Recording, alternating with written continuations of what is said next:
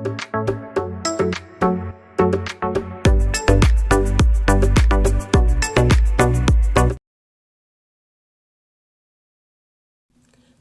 ഏവർക്കും study Nifty മലയാളത്തിന്റെ daily market ന്യൂസിലേക്ക് സ്വാഗതം.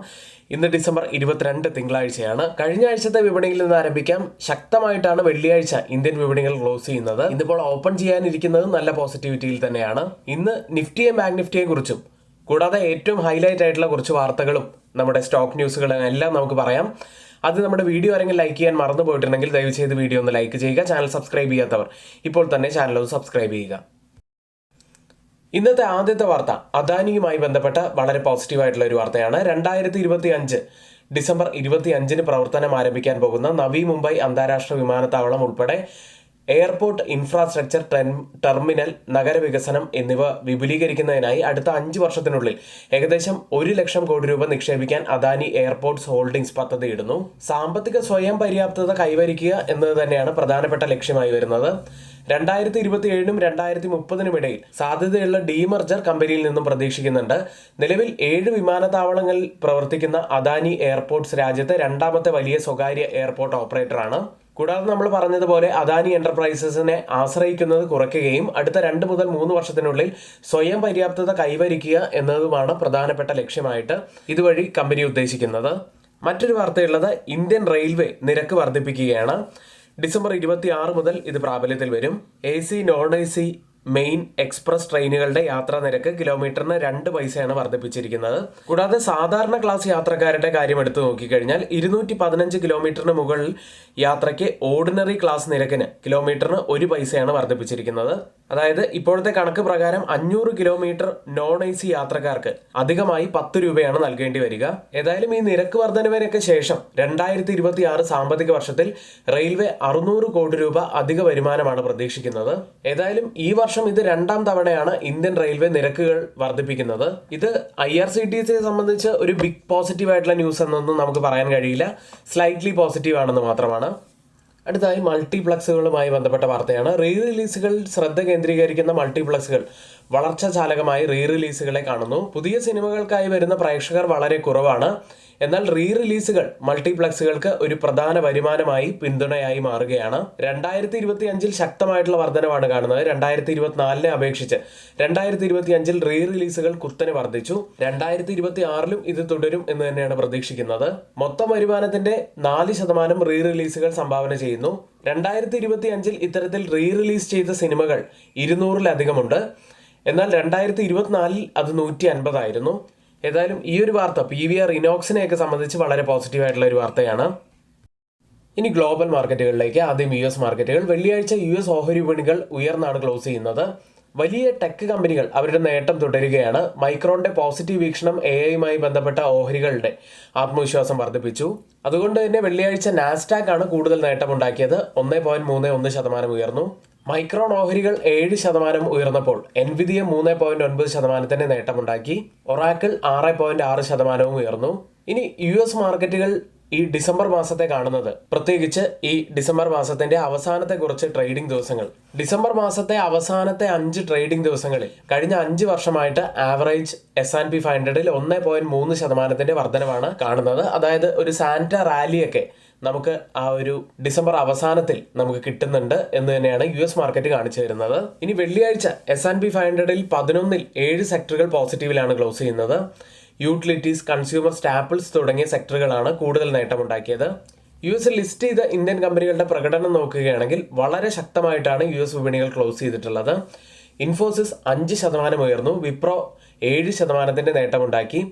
ICICI ബാങ്ക് 0.77% ഉയർന്നപ്പോൾ HDFC ബാങ്ക് 2% ഉയർന്നു. ഡോക്ടർ റെഡ്ഡി ലബോറട്ടറീസ് 1.7% നേട്ടത്തിലുമാണ് ക്ലോസ് ചെയ്യുന്നത്. യൂറോപ്യൻ വിപണികളും ക്ലോസ് ചെയ്തത് പോസിറ്റീവിൽ തന്നെയായിരുന്നു. ഇനി വെള്ളിയാഴ്ച US വിപണികൾ പോസിറ്റീവ് ആയതോടുകൂടി ഇന്നിപ്പോൾ ഓപ്പൺ ചെയ്തിരിക്കുന്ന ഏഷ്യൻ വിപണികളും പോസിറ്റീവിൽ തന്നെയാണ്. ജപ്പാൻ മാർക്കറ്റ് നിക്കി 1.91% നല്ല നേട്ടത്തിൽ ഇപ്പോൾ ട്രേഡ് ചെയ്യുന്നു. KOSPI market 1.78% നേട്ടത്തിലാണുള്ളത്. ഗിഫ്റ്റ് നിഫ്റ്റി ഉള്ളത് 26,165 എന്ന നിലയിൽ 135 പോയിന്റ്സ് ഉയർന്നാണ് ട്രേഡ് ചെയ്യുന്നത്. ഇപ്പോൾ സമയം 6 മണി കഴിഞ്ഞ് 40 മിനിറ്റ് ആണ്. ഇപ്പോഴത്തെ ഈ ഒരു നില വെച്ച് നിഫ്റ്റിയിൽ ഏകദേശം 130 പോയിന്റ്സിന്റെ ഒക്കെ ഒരു ഗ്യാപ്പ് അപ്പ് ഓപ്പണിങ്ങിനാണ് സാധ്യതയുള്ളത്. ഇനി മറ്റ് അസറ്റ് ക്ലാസുകൾ നോക്കാം. ഗോൾഡിനെ കുറിച്ച് ഒരു പ്രത്യേകമായിട്ടുള്ള വീഡിയോ നമ്മൾ ഇന്നലെ ചെയ്തിരുന്നു. ഗോൾഡിനെ കുറിച്ചുള്ള ഈ വീഡിയോയിൽ നമ്മൾ പ്രത്യേകമായി പറയുന്നുണ്ട് 2026 ഗോൾഡ് ഏത് റേറ്റ് വരെയാണ് എത്താൻ സാധ്യതയുള്ളത്, ഇനി എത്രത്തോളം വർദ്ധിക്കാൻ സാധ്യതയുണ്ട് എന്നൊക്കെ നമ്മൾ പറയുന്നുണ്ട്. വീഡിയോ കാണാൻ ശ്രമിക്കുക. ഡിസ്ക്രിപ്ഷൻ ബോക്സിൽ ആ വീഡിയോന്റെ ലിങ്ക് നൽകിയിട്ടുണ്ട്. സ്പോട്ട് ഗോൾഡ് കഴിഞ്ഞ ആഴ്ച 0.3% ഉയർന്നത്. കേരളത്തിലെ ഗോൾഡ് പ്രൈസ് പവന് 98,400 രൂപയാണ്. ക്രിപ്റ്റോ കറൻസിയിലേക്ക് വന്നാൽ ബിറ്റ്കോയിൻ $88,000 ട്രേഡ് ചെയ്യുന്നു. ചെറിയ നേട്ടത്തിലാണ് ഇപ്പോൾ ഉള്ളത്. ഓയിൽ പ്രൈസുകളിലേക്ക്, ഒപെക് അംഗമായ വെനിസ്വേലയുമായുള്ള യുദ്ധം തള്ളിക്കളയില്ലെന്ന് പ്രസിഡന്റ് ഡൊണാൾഡ് ട്രംപ് NBC ന്യൂസിനോട് പറഞ്ഞതിനെ തുടർന്ന് വെള്ളിയാഴ്ച ഓയിൽ പ്രൈസുകൾ 1% മുകളിൽ നേട്ടത്തിലാണ് ക്ലോസ് ചെയ്യുന്നത്. ഇനി ആർക്കെങ്കിലും നമ്മുടെ പെയ്ഡ് എഡ്യൂക്കേഷൻ ടെലഗ്രാം ചാനലിൽ ജോയിൻ ചെയ്യാൻ താല്പര്യമുണ്ടെങ്കിൽ ഇപ്പോഴിതാ 55% ഡിസ്കൗണ്ടോട് കൂടി 1,299 രൂപയ്ക്ക് നിങ്ങൾക്ക് ജോയിൻ ചെയ്യാൻ കഴിയുന്ന നല്ലൊരു അവസരമുണ്ട്. എല്ലാവരും പരമാവധി ഉപയോഗിക്കാൻ ശ്രമിക്കുക. 3 മാസത്തേക്ക് വെറും 1,299 രൂപ മാത്രമാണ് ഫീസായിട്ട് വരുന്നത്. ഇനി ബിഗിനേഴ്സിന് സ്റ്റോക്ക് മാർക്കറ്റിനെ കുറിച്ച് കൂടുതലായിട്ട് പഠിക്കണമെന്നുണ്ടെങ്കിൽ, പ്രത്യേകിച്ച് ഇൻട്രാഡേ സ്ട്രാറ്റജികൾ, കൂടാതെ F&O ട്രേഡിങ്ങിനെ കുറിച്ച്, അങ്ങനെ ധാരാളം കാര്യങ്ങളെക്കുറിച്ചുള്ള ഒരു വീഡിയോ സീരീസ് നമ്മൾ ആരംഭിച്ചിട്ടുണ്ട്. ഈ വീഡിയോസ് ആർക്കെങ്കിലും കാണണമെന്നുണ്ടെങ്കിൽ പ്ലേലിസ്റ്റ് നമ്മൾ ഇവിടെ ഡിസ്ക്രിപ്ഷൻ ബോക്സിലും കമന്റ് ബോക്സിലും പിൻ ചെയ്തിട്ടുണ്ട്. അടുത്തതായി മറ്റ് സ്റ്റോക്ക് ന്യൂസുകളിലേക്കാണ്. ആദ്യം IRB ഇൻഫ്ര എന്ന company. IRB infrastructure developer TOT-17 പദ്ധതി പ്രകാരം 20 വർഷത്തേക്ക് ഹൈവേ പദ്ധതികൾ IRB കൈകാര്യം ചെയ്യുകയും വിപുലീകരിക്കുകയും ചെയ്യും. ഇതിന്റെ ആകെ മൂല്യം എന്ന് പറയുന്നത് 6,785 കോടി രൂപയാണ്. വലിയൊരു പ്രൊജക്റ്റാണ് കമ്പനിക്ക് ലഭിച്ചിരിക്കുന്നത്. അടുത്ത Krishna institute of medical sciences എന്ന കമ്പനി 300 കിടക്കകളോട് കൂടിയ ഒരു സൂപ്പർ സ്പെഷ്യാലിറ്റി ആശുപത്രി നിർമ്മിക്കുന്നതിനായി കിംസ് ചെന്നൈയിൽ ദീർഘകാല പാട്ടത്തിന് ഭൂമി ഏറ്റെടുക്കും. പദ്ധതിക്ക് ഏകദേശം 300 കോടി രൂപ ചെലവ് വരും. കിംസുമായി ബന്ധപ്പെട്ട മറ്റൊരു വാർത്ത കൂടിയുണ്ട്. സർവോജന ഹെൽത്ത് കെയറിലെ കിംസ് ഓഹരി 75.53% കമ്പനി വർദ്ധിപ്പിച്ചു. മറ്റൊരു കമ്പനി GE വെർണോവ T&D ഇന്ത്യ എന്ന കമ്പനിയാണ്.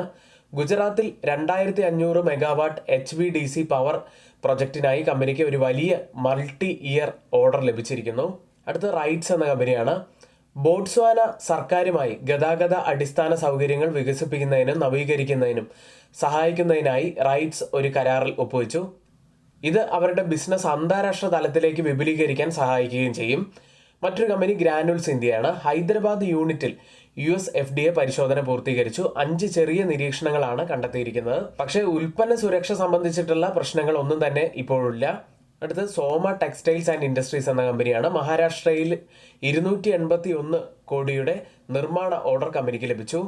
മറ്റൊരു കമ്പനി ടാറ്റ കെമിക്കൽസ് ആണ്. ടാറ്റ കെമിക്കൽസിന്റെ അനുബന്ധ സ്ഥാപനം സിംഗപ്പൂർ അനുബന്ധ സ്ഥാപനമായ നൊവാബയെ 25 മില്യൺ യൂറോയ്ക്ക് വാങ്ങും. ഇതൊക്കെയാണ് ഇന്നത്തെ ഹൈലൈറ്റ് ആയിട്ടുള്ള കുറച്ച് വാർത്തകളായി വരുന്നത്. ഇന്ന് F&O സെഗ്മെന്റിൽ ബാനായ സ്റ്റോക്ക് സമ്മൻ ക്യാപിറ്റൽ മാത്രമാണ്. അടുത്തതായി FIDA ആക്ടിവിറ്റിയിലേക്കാണ്. FIS തുടർച്ചയായിട്ടുള്ള 3ാമത്തെ ദിവസവും ബൈയിങ്ങിൽ തന്നെയാണ്. വെള്ളിയാഴ്ച 1,831 കോടി രൂപയ്ക്ക് അവർ ബൈ ചെയ്തു. DIs ആവട്ടെ 5,723 കോടി രൂപയ്ക്കാണ് ബൈ ചെയ്തിരിക്കുന്നത്. ഇന്ന് നമ്മൾ നിഫ്റ്റിയിലും ബാങ്ക് നിഫ്റ്റിയിലും ശ്രദ്ധിക്കേണ്ട പ്രധാനപ്പെട്ട കുറച്ച് കാര്യങ്ങളിലേക്കാണ്. വളരെ നല്ലൊരു റിക്കവറിയാണ് നമുക്ക് വെള്ളിയാഴ്ച ലഭിച്ചത്. 25,966 151 പോയിന്റ്സ് ഉയർന്നാണ് നിഫ്റ്റി ക്ലോസ് ചെയ്യുന്നത്. നിഫ്റ്റിയെ സംബന്ധിച്ച് പറയുകയാണെങ്കിൽ അപ്സൈഡിലെ ഈ ഒരു റെസിസ്റ്റന്റ് ട്രെൻഡ് ലൈനിൽ നിന്നും ഒരു ബ്രേക്ക് ഔട്ട് ഇപ്പോൾ ലഭിച്ചിട്ടുണ്ട്. ഈ ഒരു ട്രെൻഡ് ലൈനിൽ ഇതോടെ 4ാമത്തെ ടച്ച് പോയിന്റ് ആണ് വരുന്നത്. അതും ഒരു ബ്രേക്ക് ഔട്ട് കൂടിയാണിത്. അത് വളരെ പോസിറ്റീവായിട്ടുള്ള ഒരു സൈനാണ് നിഫ്റ്റിയെ സംബന്ധിച്ച്. മുൻപ് 3 തവണയും ഈ ഒരു റെസിസ്റ്റന്റ് ട്രെൻഡ് ലൈനിൽ ടച്ച് ചെയ്തതിന് ശേഷം ഡൗൺ ആവുകയായിരുന്നു. എന്നാൽ ഇപ്രാവശ്യം അങ്ങനെയല്ല. ഒരു ബ്രേക്ക് ഔട്ട്, ഒരു ഗ്രീൻ ക്യാൻഡിലോടുകൂടി ഒരു ബ്രേക്ക് ഔട്ടാണ് നമുക്ക് ലഭിച്ചിരിക്കുന്നത്. കൂടാതെ നല്ല വോളിയൂം ഉണ്ട്. ഇനി അപ്സൈഡിലെ ഒരു റെസിസ്റ്റൻസ് ആവാൻ സാധ്യതയുള്ളത് 26,052 ആണ്. അതിനുശേഷം ഓൾ ടൈം ഹൈ ലെവലായിട്ടുള്ള, കൂടാതെ ഒരു സെല്ലിംഗ് സോണുമായിട്ടുള്ള 26,300 മുതൽ 26,340 വരെയുള്ള ആ ഒരു സോൺ കൂടി നമ്മൾ പ്രത്യേകം ശ്രദ്ധിക്കണം. കൂടാതെ നിഫ്റ്റിയിൽ ഫോം ആയിരിക്കുന്ന കഴിഞ്ഞ ആഴ്ചത്തെ വീക്ക്ലി ക്യാൻഡിൽ ഒരു ഡോജി ക്യാൻഡിലാണ്. ഇതിന്റെ ഹൈ ബ്രേക്ക് ചെയ്യുകയാണെങ്കിൽ നമുക്ക് അപ്സൈഡിലേക്ക് ഫോക്കസ് ചെയ്യാവുന്നതാണ്.